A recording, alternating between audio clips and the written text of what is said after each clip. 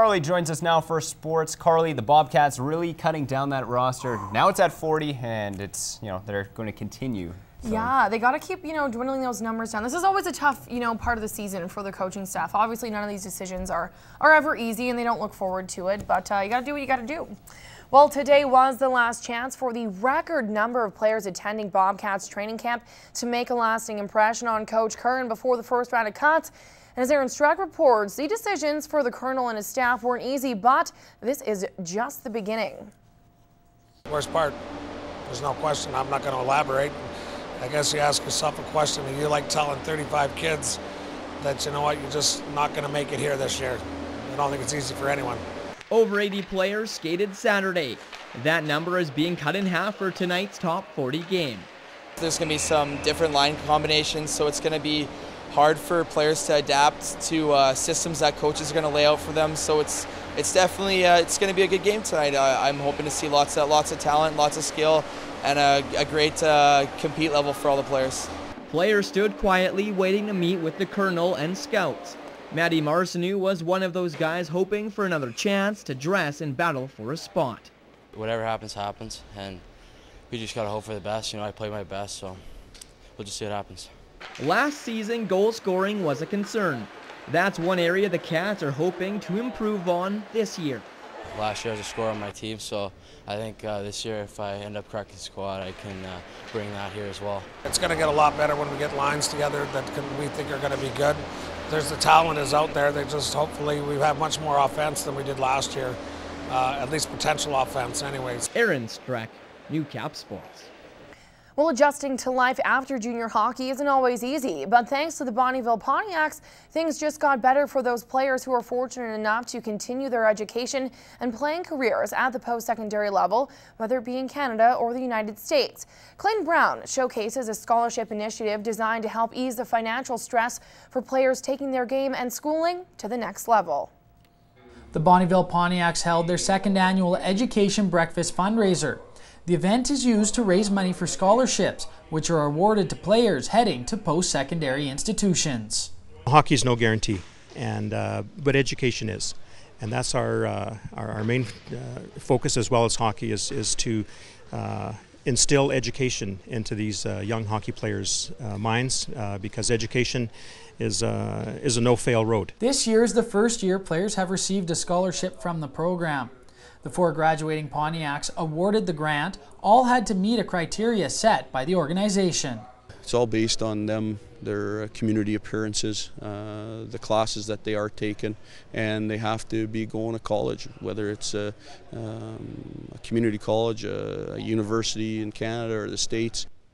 One of the 4 recipients of this year's scholarship is former Pontiac forward Devin Kalinske, who is headed down to southern Alberta to attend the University of Lethbridge and play for the Hurricane. We get an opportunity. A lot of teams I know don't get the same opportunity to go to and get the team to pay for their schooling. So, it's nice that they do that for us. The amounts this year came out to be a total of $12,000. We handed out 4 graduating players $3,000 each. The breakfast kicked off the 4th and final day of the Pontiacs main camp. In Bonnyville, Clayton Brown, New Cap Sports. All right, hockey fans, get your popcorn ready because the preseason begins this Wednesday as the Bonnyville Pontiacs travel to the border city to battle it out against the new-look Bobcats. It will be your first look at the condensed but not final roster.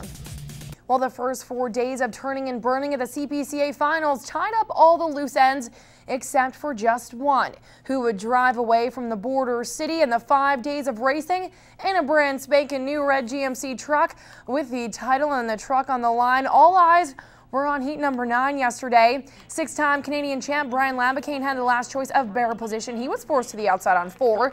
Young gun Devin Mitsewing would take number 3, defending 2010 champ Gary Gore selected number 2 in a surprise move, leaving fellow young gun and Gary's son Logan on the inside at barrel 1.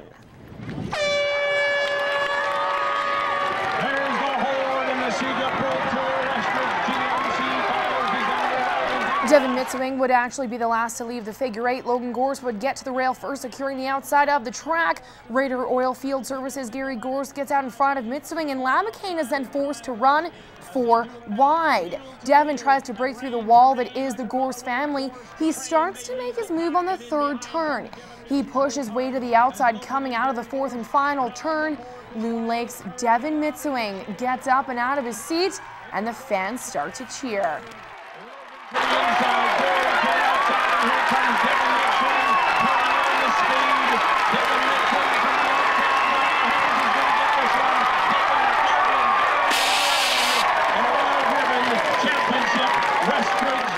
The confetti flies, the crowd is cheering, and just like that, the CPCA has a new champion, young gun Devin Mitsewing and his Valor Homes outfit. Now, Devin just missed out on 2nd place in the standings by a half a point coming into the final day, but it didn't seem to affect him. He is the new 2011 Canadian champion. Oh, unreal. Like, crossing the finish line and look back and seeing my brother with their hands up, you know, this just made me explode. Oh, my game plan coming into Lloyd was to move in the 2nd. I knew I could do it with a few good runs, but I missed it by half a point. So coming into today, I just thought it doesn't matter. You know, I just got to go out and run a race and win it. And when he did. Well, now here is a look at the 10 CPCA drivers who have raced their way into qualifying for the 100th anniversary of the GMC Rangeland Derby. Now, also qualifying, although you don't see him on this list, is Vernolan. He is invited to attend after qualifying at this past summer's races. Well, we go to the ballpark now, where Mother Nature cooperated this weekend as 24 slow pitch teams gathered in the border city to support 5 families battling cancer.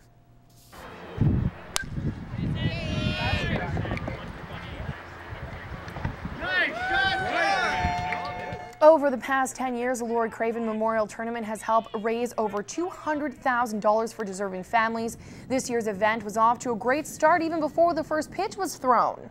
I mean, we had a very good kickstart from Goodsell last weekend, so we're already sitting at, we were sitting at probably 40,000 before we even got to the tournament here yesterday morning. So we're hoping to beat our 88, but meet or beat it, and we're happy. Anything. That's our goal. Whatever we. To have like complete strangers, like we don't know half of these people, or probably more than half of them, and that they're so willing to give, you know, just unselfishly for something that we need help with. It's amazing. Families, friends, and teammates joined forces to remember Lori and keep the spirit of the tournament alive and well. Everyone wins at the Lori Craven Memorial. It's gratifying. It's probably the best word. Just glad that we can help. Lisa Saunders and her family are hoping they can share even more positive news before next year's event. We're hoping that next spring, by the time May 2nd comes around for her birthday, she'll be done with everything and just be back to normal, whatever that is, right? We go to boxing now, where the best boxers in the border city stepped into the ring to go toe-to-toe against regional opposition this weekend. Jacob Zaire was ringside and tells us who packed a punch. The latest Proving Grounds event hit Lakeland College this past Saturday and let local boxing hopefuls take to the ring to test their skills. Leidminster's John Clausen won his first bout of the tournament by using superior technique to thwart his brawling opponent, and he repeated that performance in his finals bout, using a stiff jab and crisp combination to capture the welterweight title. Out of the blue corner,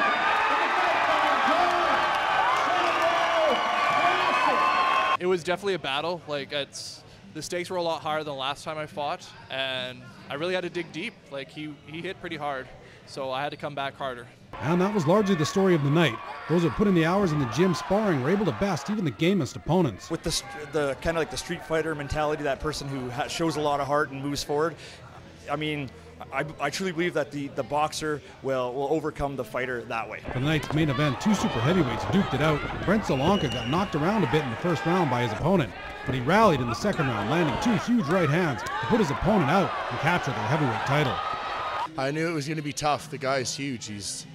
If he can take a punch, he's going to be able to give one too, you know. And I knew it was going to be tough, and it was just wait that out and let him wear some of his energy out and then capitalize. And That's exactly what I did. All in all, it was a great night of fights, showing once again that Proving Grounds remains the best first step for anyone considering competing in combative sports. It's a stepping stone where if a fighter maybe wants to venture into the MMA world, you know what, I don't want all the stress of having to cross-train this. I mean, both take a lot of work, but there's no question MMA takes a lot of work. And maybe this is a way I can get my feet wet and see if I can feel and rise to the occasion. Jacob Zare, Newcap Sports.